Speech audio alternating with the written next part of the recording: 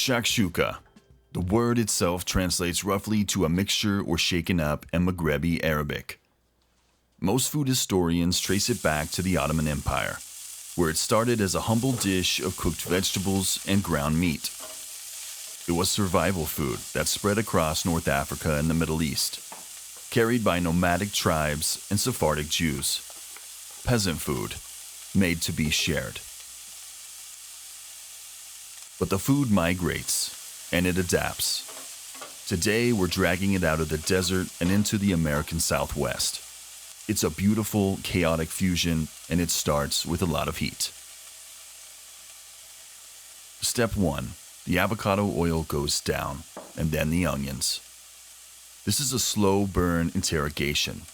We let them soften and become transparent, releasing that essential sweetness before we introduce the pain. The pain. Diced jalapeños. There's no apology here. You have to respect the capsaicin. Those jalapeños, they aren't just an ingredient. They are ancient history. Mesoamericans were cultivating and eating wild chilies over 6,000 years ago. Long before Europe even knew what the spicy food was, the indigenous people of Mexico had already mastered it. At the 1 minute 45 mark, we build the soul. Cumin, paprika, garlic, and onion powder go in. We don't just add them. We toast them in the hot oil. They wake up, the air gets smoky, and the dish finds its voice.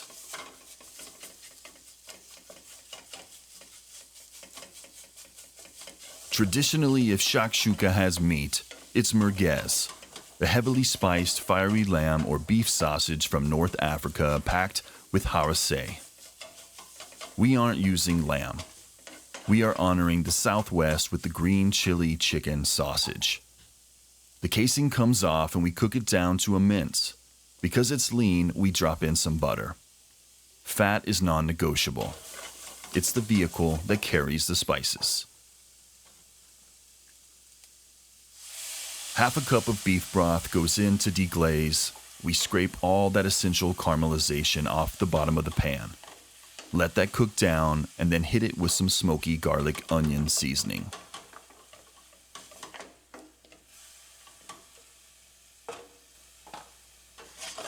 Now for the defining ingredient, the roasted Anaheim chili. Most people don't know this, but the Anaheim pepper actually is a New Mexican chili.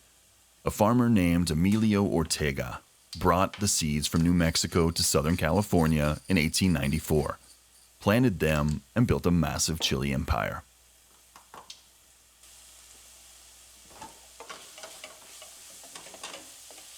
Two of those roasted Anaheim chilies, peeled and diced, go right into the pan.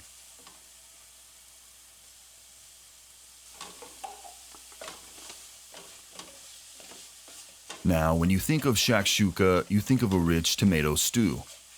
But here is the massive historical irony. Tomatoes didn't exist in the Middle East or North Africa until the Spanish brought them over from the Americas in the 16th century. The original shakshukas were just meat and whatever vegetables they could scrap together. The tomato is a New World immigrant.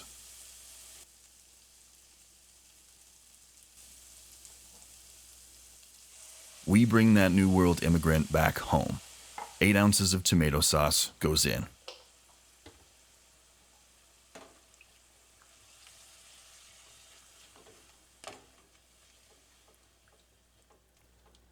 Put the lid on and let it cook for a couple of minutes.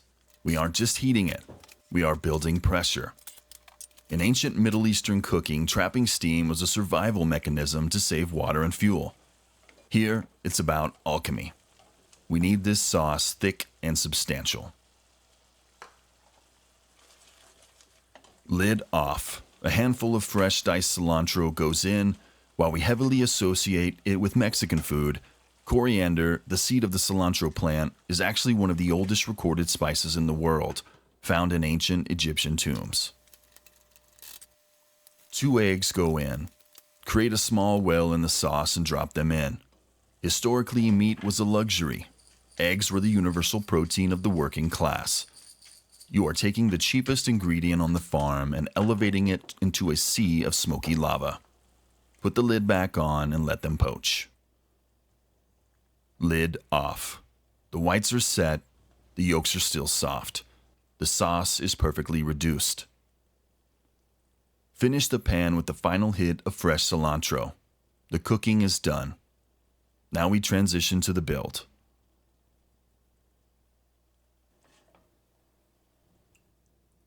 You build the bowl, a massive ladle of the complex green chili spiked tomato meat.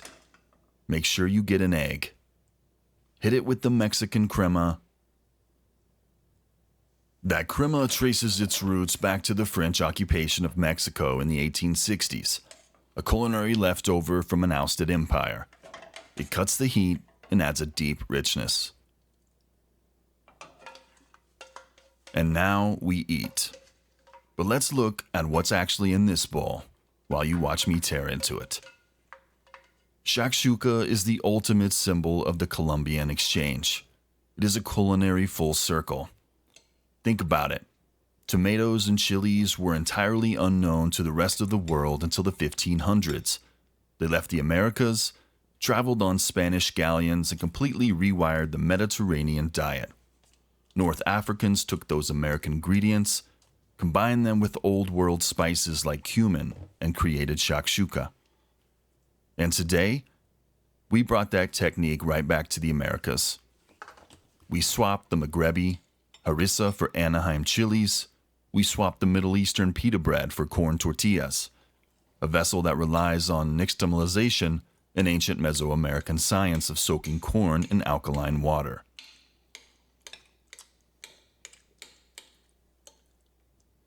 When you tear that tortilla and use your hands to break that yolk, you aren't just eating a meal.